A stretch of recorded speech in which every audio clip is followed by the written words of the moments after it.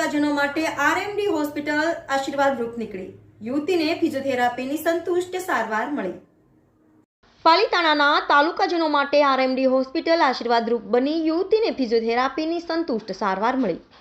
જેનોની પવિત્ર તીર્થનગરી પાલિતાણામાં વર્ષોથી આરોગ્યની સુખાકારી માટે સેવા આપતી શ્રી પ્રભુવહેમ કામધેનુ ગિરિવિહાર ટ્રસ્ટ સંચાલિત આરએમડી હોસ્પિટલ જ્યાં રિહેબિલિટેશન સેન્ટર શરૂ કરવામાં આવ્યું છે, જેમાં ફિઝિયોથેરાપીની સારવાર આપવામાં આવી રહી છે. જેમાં પાલિતાણામાં આવતા યાત્રિકો તેમજ સાધુ સાધ્વીજી ભગવંતો સહિત તાલુકાજનો આરોગ્યની સેવાનો લાભ લઈ રહ્યા છે. ત્યારે પાલિતાણા તાલુકાના પાંચપીપળા ગામના દર્શનાબેન સોલંકીને જમણી બાજુના હાથમાં દુખાવો તેમજ ખાલી ચડતી હતી તેમજ ગરદનના ભાગમાં દુખાવો થતો હતો, જેથી તેઓએ ગિરિવિહાર આરએમડી હોસ્પિટલમાં જ્યાં રિહેબિલિટેશન સેન્ટરમાં 1 મહિનાથી સારવાર લેતા તેમને સંતુષ્ટ સારવાર મળી છે.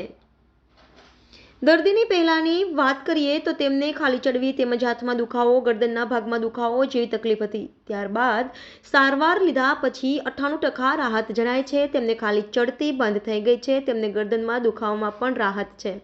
તેમજ અત્યારે તેઓ તેમની રોજિંદી જીવનની તમામ ક્રિયાઓ કરી શકે છે, જેથી દર્દી દ્વારા જયા રિહેબિલિટેશન સેન્ટર તેમજ સ્ટાફ અને હોસ્પિટલનો આભાર વ્યક્ત કર્યો હતો. સમ્રાટ સમાચાર, પાલિતાણા. મારું નામ સોલંકી દર્શનાબેન હરેશભાઈ છે. હું ગામ પાંચપીપળાથી આવું છું. મને છેલ્લા 2 વર્ષથી હાથમાં ખાલી ચડતી, સોજો ચડી જતો અને સતત દુખાવાની તકલીફ હતી. તો હું છેલ્લા 1 મહિનાથી અહીંયા કસરત માટે આવું છું. તો મને હાથમાં ખાલી ચડતી, તેમાં દુખાવામાં અને સોજામાં ઘણો ફેર પડ્યો છે અને મારી રોજિંદી ક્રિયા હું સરસ રીતે પહેલાંની જેમ જ હવે હું કરી શકું છું. તો ગિરિવિહાર ટ્રસ્ટનો ખૂબ ખૂબ આભાર.